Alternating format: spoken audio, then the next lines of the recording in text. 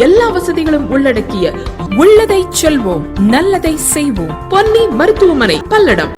Metro ரயிலே சொல்றேன், 63,000 கோடிங்கிறதுல ஒன்றிய அரசோட பங்கு நீயும் கொடுக்கல. கிட்டத்தட்ட 4 இயர்ஸ் மேல ஆயிடுச்சு. அதுக்கு உண்டான ஒப்புதல் கொடுக்கல. ஒப்புதல் கொடுத்தாதான் அந்த ஃபண்டிங் வரும். ஆனால் அந்த அந்த அந்த மெட்ரோ ரயில் நீங்க பார்த்துருப்பீங்க, சென்னையில் வேலை நடந்துட்டு ஃபாஸ்ட்டாக நடந்துட்டு தான் இருக்கு. அந்த திட்டத்துக்கு ஒரு அதை நிறைவேற்றல ஒரு காலதாமதம் ஆயிடக்கூடாதுன்னு சொல்லிட்டு மாநில அரசு அவங்க சென்ட்ரல் கவர்மெண்டோடைய ஃபண்ட்ஸை இவங்களே கொடுத்தா பண்ணிட்டு இருக்காங்க. எல்லாத்திலையும் அப்படிதாங்க. நீங்க சென்ட்ரல் கவர்மெண்டோடைய எல்லா திட்டங்கள், மக்கள் நல திட்டங்கள் எல்லாத்திலையுமே அவங்க கொடுக்க வேண்டிய நிதியை கொடுக்காதனால அந்த திட்டங்களும் காலதாமதம் ஆகுது.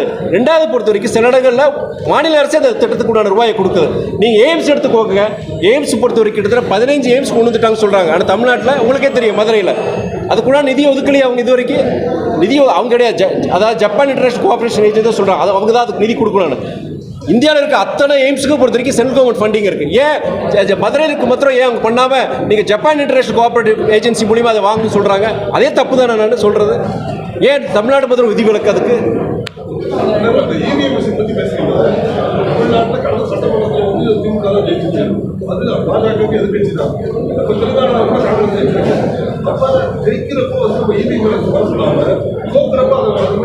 நான் எந்தவித கருத்து கணிப்பு இல்லாம உங்களை மாதிரி ஊடகங்கள் பொதுவாக கருத்து கணிப்பு நடத்துவாங்க.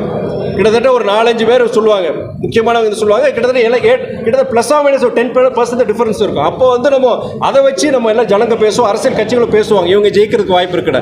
யாருமே செய்யாம இவங்க பாஜக இருக்கிற முக்கியமான தலைவர்கள் நாங்கள் 400 சீட்டு மேலே ஜெயிச்சிருன்னு சொல்லணும்னா அப்போ அந்த இவிஎம் மேலே ஒரு ஹேக்கிங் பண்ணியிருப்பாங்களோ அப்படிங்கிற சந்தேகம் எங்களுக்கு வருது. அதை வச்சு தான். கடந்த முறை கிடையாது, இந்த முறை அவங்க பாஜக அவங்களுடைய மோடி முதற்கொண்டு சொல்றாரு இல்லையா, இந்த மாதிரி 400 சீட்டு மேலே எதை வச்சு சொல்றாங்க? நீங்க இன்னொன்று சொன்னீங்க, தமிழ்நாடு 20% வாய்ப்பு இருக்கா? வாய்ப்பே கிடையாது. அதாவது சான்ஸே இல்லை. அப்படி அந்த மாதிரி இதில் இப்படி உறுதியா நாங்கள் 20% வர எலெக்ஷன்ல பிஜேபி தமிழ்நாட்டு ஜெயிக்கிறதுன்னு சொல்லும் போது இப்போ எதை வச்சு சொல்றோம்? அப்போ ஏதாவது இருக்கலாம் ஒரு சந்தேகம் வருது. தமிழ்நாட்டில் பொறுத்த வரைக்கும் நீங்க திமுக பொறுத்த வரைக்கும் எங்க கூட்டணி 39க்கு 30. நானே சொல்றேன், திமுக விட்டுருக்கேன். நானே இங்க சொல்றேன், நான் நம்பிக்கையில் சொல்றேன். நாங்க எந்த நம்பிக்கைன்னு நீங்க இருக்கிறீங்க உடனே சொல்றாரு. தமிழ்நாட்டில் நானும் நீங்க இங்க இருக்கிறோம். என்ன சூழ்நிலை உங்களுக்கு தெரியும். அப்பார்ட் ஃப்ரம் பாலிடிக்ஸ் நீங்க இன்னைக்கு கள நிலவரம் என்னன்னு தெரியும், மக்கள் என்ன பேசிக்கிறாங்க. சரி, நார்த்தில் வேறங்க, தமிழ்நாட்டு என்னன்னு உங்களுக்கு தெரியும். அந்த நம்பிக்கையில் நான் சொல்றேன். நான் அதை சாத்தியமே கிடையாது. ஊடக நண்பர் உங்களுக்கு எல்லாருக்கும் தெரியும். நீங்க சொல்லலாம் வெற்றி வாய்ப்பு இருக்குன்னு சொல்லலாம்.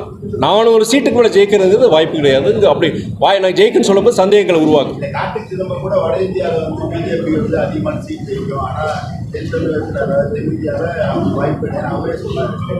நண்பர் கார்த்திக் சிதம்பரம் பொறுத்த வரைக்கும் அவர் சொல்றதுல வேத வாக்கு கிடையாது. அவருடைய சொன்னது எனக்கு உடன்பாடு கிடையாது. மாநிலங்களுக்கான நிதி கேட்டு சித்தராமையா பினராயி விஜயன் டெல்லியில போராட்டம் நடத்துறாங்க. அந்த போராட்டத்தை பத்தி எச்ராஜா கருத்து அவங்க பிரிவினை ஏற்படுத்துறாங்க அப்படிங்கிற மாதிரியான கருத்து. அதாவது அவங்க சொன்ன கருத்து என்னன்னா, நார்த் சவுத் டிவைடு, வட மாநிலங்கள் தென் மாநிலங்கள் சொல்லிட்டு புதுசாக ஒரு குழப்பத்தை இந்தியா கூட்டணி இருக்க தலைவர்கள் உருவாக்குறாங்கன்னு சொல்றாங்க. நான் ஒன்று கேட்குறேன். இந்தியா கூட்டணியில் இருக்கிற நம்முடைய ஃபரூக் அப்துல்லா அவர் காஷ்மீரை சார்ந்தவர். கெஜ்ரிவால் பொறுத்தவரைக்கும் டெல்லியை சார்ந்தவர். நம்முடைய முதலமைச்சர் அண்ணன் தளபதியை பொறுத்தவரைக்கும் தமிழ்நாட்டை சார்ந்தவர். பக்கத்தில் இருக்க கேரளா பினராயி விஜயன் அவர் எங்கே இருக்கிறவர், கர்நாடகா. எல்லா இந்தியாவில் இருக்க அத்தனை மாநில தலைவர்களும் இதில் சேர்ந்திருக்காங்க இந்தியா கூட்டணி. இதில் வடக்கு தெற்குங்கிற இதே கிடையாது. இது அவங்க மதத்தை வச்சு பிரிவினை பேசுகிறாங்க. புதுசாக இது ஒரு குற்றச்சாட்டு. நம்ம கடந்து தான் போகணும்.